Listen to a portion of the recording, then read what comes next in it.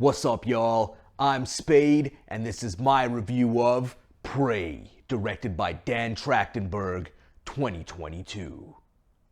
First up, hit that like button, subscribe if you're not already subscribed, and hit the bell if you want to be notified when I drop new content. I'll be dropping beats, movie reviews, songs, maybe a music video, all kinds of stuff going on over here. And also, this is going to be a spoiler warning. Prey is out on Hulu and Disney Plus. I'm in Canada, so I watched it on Disney Plus. So if you haven't seen the movie, go check it out, then come back and watch the rest of this video. Now, I got to admit, I was a little bit skeptical going into this. I don't have to really go into detail about how the Predator sequels haven't really been that great, though I kind of have a soft spot for Predator 2. I think Predator 1 and 2 are probably the best in the franchise, and I think there are some good things about Predators with Adrian Brody. But The Predator, AVP, and Requiem are really just kind of garbage. But with this one, I was pleasantly surprised.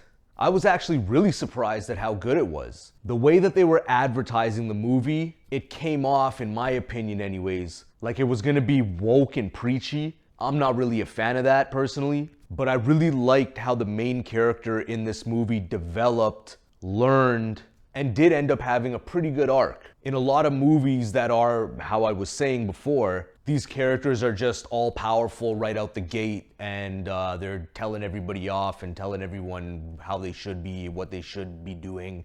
And it's just not an interesting kind of character to me. I like characters that go out, they fail, they learn from their failures, they mature, and then they succeed through trial and error. But I think that the best kind of characters are the ones that get beat up and then come back and win. And sometimes they don't even have to win, to be honest.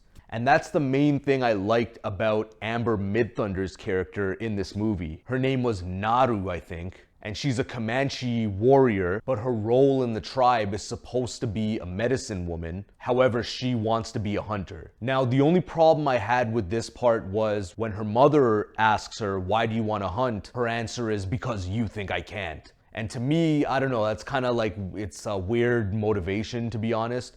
I understand wanting to prove yourself, but she should have an underlying reason other than just because, oh, you think I can't do this, so I'm just gonna put my all into it and neglect my duties in this hunter-gatherer society that we have. But she's going out with her brother, Tabe, and that's played by Dakota Beavers.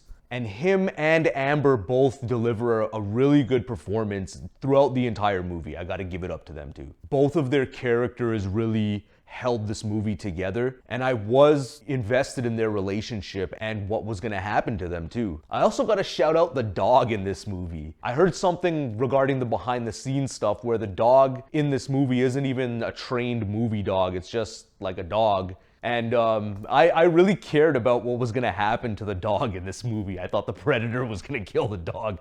And I was like, no, not the dog. But anyways, yeah, so all the acting in the movie is dope. And also a cool fact is that there's a Comanche, like a full Comanche dub of the movie. So they shot everything twice, once in English and then once in Comanche. I don't know, I just think it's pretty cool. You could just watch it, it's like kind of authentic, I don't know. Maybe there might be details in the Comanche version that you wouldn't notice in the English version, or maybe the translation of certain things like reveal other things, I don't know.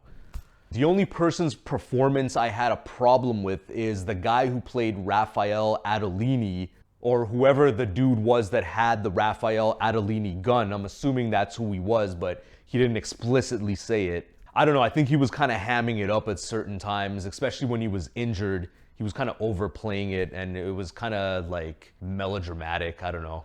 I wasn't really feeling his performance, sorry dude. Speaking of Raphael Adolini, I thought all of the callbacks were pretty dope. All the Easter eggs were really sick. I like that they explored the predator species a little bit more, like this was a different breed of predator, a different tribe of predator. And that's one of the things that really always interested me personally just about this universe in general, is like the different blood feuds and stuff like that. That's what I thought was cool in Predators as well. I thought all the historic callbacks were really dope. French trappers, the Comanches, Great Plains, the 1700s, skinning of the buffalo, all that stuff was really cool. Some of the CGI wasn't that great, to be honest. The animals didn't look too great. the wolf, the bear, the snake. I think there was a rat at one point. It really stood out amongst everything else. I did really like the practical effects on the Predator though. That was wicked. That's probably one of the best aspects of the movie, besides the action, but I'll get into that after. I really like that the Predator was there, that it was a guy in the suit and they had like a full mask, it had the moving mandibles. I don't know, it just adds weight and realism. And I think it was also assisted by CGI as well. And that's the way you should be using CGI, in my opinion.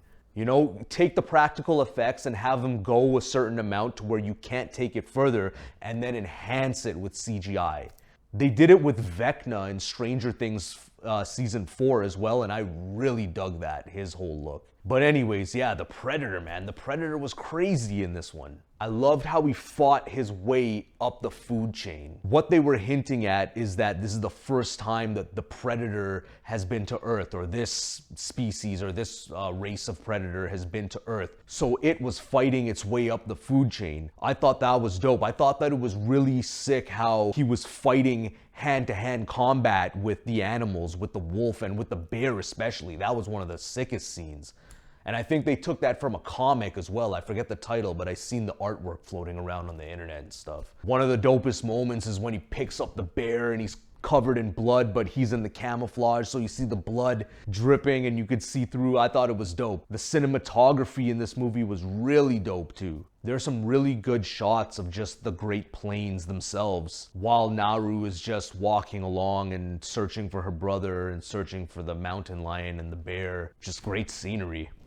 It's well directed too. And here's where I'll talk about the action. When the action happens, it's good. The kills are very creative and it's easy to see what's going on. The camera isn't cutting away fast and being shaky. I hate that stuff. It lingers, it stays. There's a shot where they have the Predator down in a net and the Predator bursts through. It stabs one guy like through his stomach and another guy through his head, lifts both of them up, throws them down. I was like, damn, but the camera stays in one place while this is happening. Maybe it pans up a little bit. And I like that you could just see that full movement and that full action in the frame. That was probably my favorite part overall in the whole movie, was the Predator versus the French trappers. Really creative kills, visually entertaining. It was amazing that the Predator was just there with these guys tearing through them. And it also had a little bit of humor as well when the French guys, they were shooting their guns at him, blocked it with the shield, and then they all had to reload because it's the old school guns. That kind of made me laugh, you know, and that was well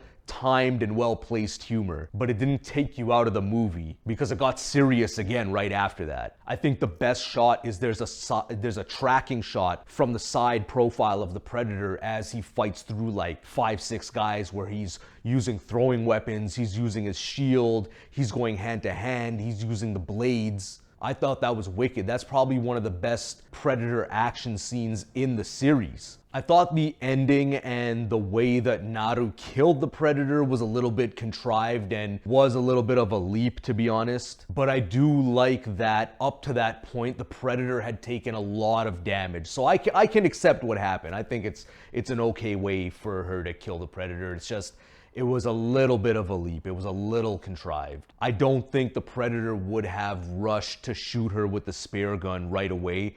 I think it would have found a way to get out of that mud, to be honest. But again, by then he had taken multiple gunshots. He'd been slashed up. He'd been shot by arrows, I think, as well. He stepped in like a bear trap at one point. So he was damaged up, and Naru got the better of him, and it was pretty dope for what it was. At the end, it's not an end credits sequence, but it's like a cave painting kind of thing going on while the credits are going. You see that other Yautja ships, other Predator ships have come to Earth. And I was wondering about this. So now Naru has the gun from Adolini, yet she killed the Predator, and then we see the other Predators come to Earth. But in Predator 2, the Predator that everyone has come to know as Greyback, I think, or like the Ancient One is his other name, he gives Danny Glover the pistol that has Raphael Adolini's name etched on it. I apologize if I got the name wrong. I gotta check that if I got the name wrong. Raphael Adolini, I don't know. So at some point the Predators got the gun back. Maybe they came to collect this predator's dead body, as they usually do whenever another predator dies, and maybe Naru gave them the pistol as some kind of trophy. Anyways, I'd be interested to see what happened with that, to be honest. Now, another thing that I won't say that it's a dislike, but it's a bit of a disappointment here,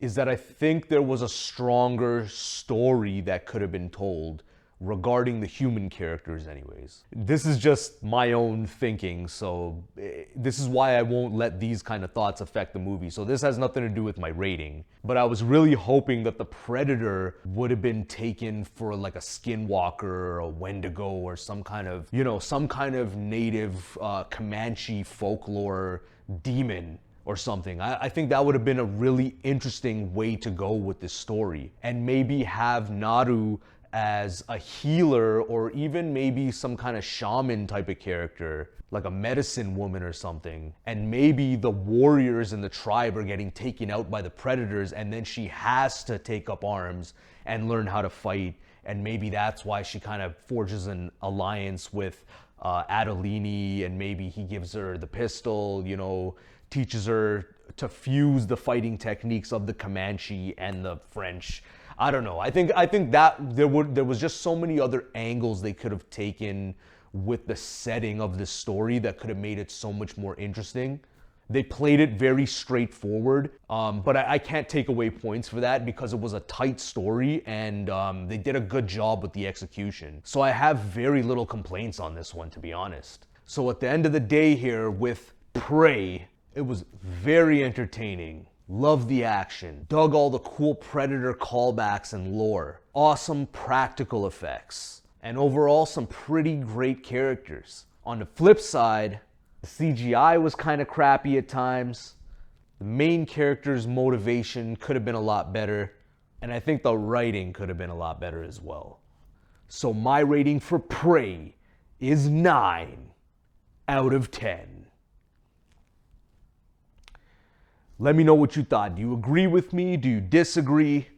What's your favorite Predator movie in the franchise? Or just what's your favorite piece of Predator media? Is it a game? Is it a comic book? Is it a movie? Let me know in the comments below. I love talking to you guys about this stuff. I really hope you're enjoying the videos. As always, I'll put some links in the description below if you want to check out some of the merch I got, some of my music, some of my beats, or some other movie reviews. Thank you so much for watching this one, and I'll catch y'all next time. Peace.